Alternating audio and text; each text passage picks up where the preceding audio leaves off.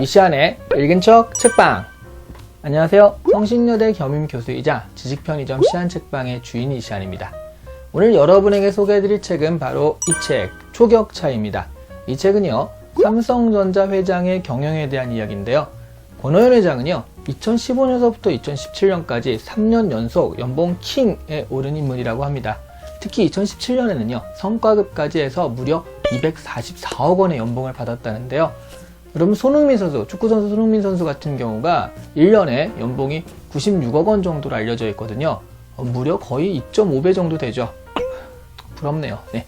어쨌든 그래서 이 책은요, 초일류 기업을 지향하는 CEO 꿈나무들은 물론 그냥 직장인 성공 신화를 꿈꾸는 보통의 직장인들, 그리고 삼성은 물론이고 여러 기업의 그 면접을 앞둔 신입사원들, 이 모든 사람들이 관심을 기울일 만한 그런 책일 수밖에 없었죠.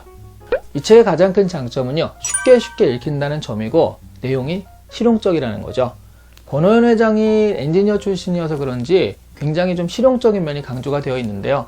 예를 들어서 세계 1위 기업이다 라는 그런 거창한 가치 창출의 목표만 자꾸 부여하지 말고요, 실제로 먼저 그럴 만한 환경이 되어 있는지, 그럴 만한 바탕이 되어 있는지를 냉정하게 평가하라, 이런 얘기를 하고 있어요.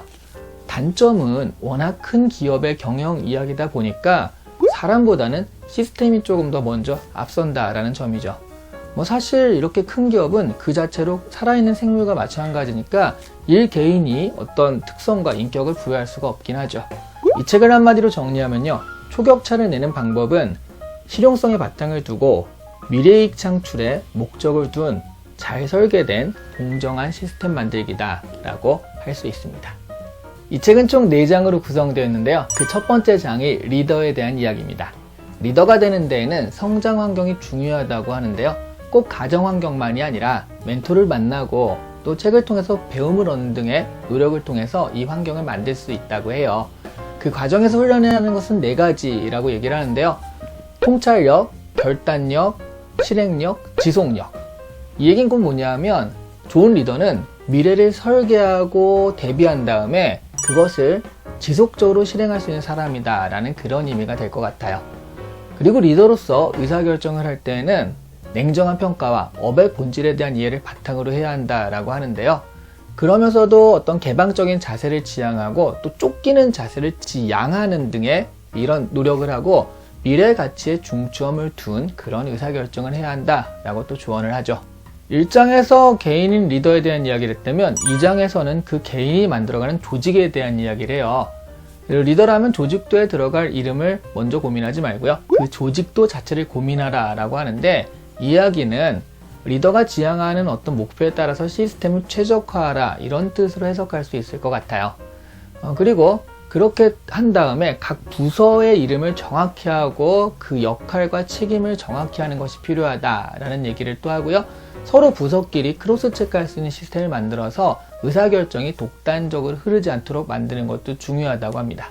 다음 단계는 그 조직도에 맞는 인선을 하는 것인데요. 이 인물들이 일을 제대로 수행하는지 알아보기 위해서는 평가 지표를 정확하게 하고 그것들을 체크하는 것이 필요합니다.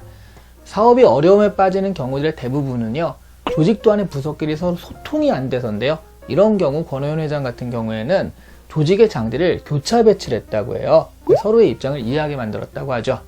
근데 여기서 이제 거기에 적응하는 사람은 3분의 1, 약간 유보하는 사람은 3분의 1, 적응 못하는 사람은 3분의 1인데, 여기서 약간 대기업 회장다운 냉정한 얘기를 하죠. 적응하지 못하는 3분의 1은 과감하게 정리를 해야 한다 라는 얘기예요.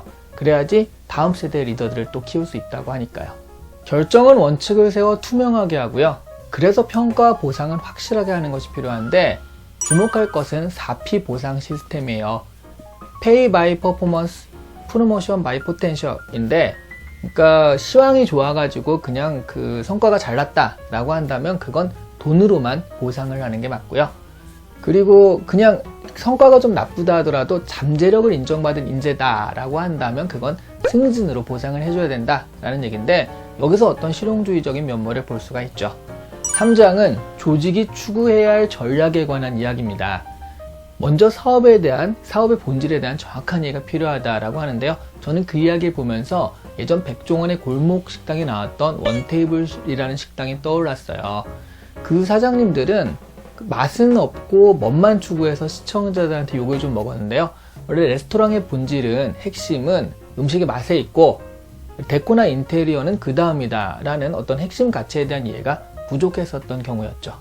3장에서는요, 이 책의 제목인 초격차 전략에 대해 이야기합니다. 초격차 이렇게 써 있잖아요. 이 초격차 전략의 핵심은요, 시스템의 선제적 변화다 라고 정리할 수 있는데요. 현재가 아닌 미래의 가치를 두고 지금 잘 되고 있는 것이라도 과감하게 바꾸어야 한다, 이런 이야기입니다.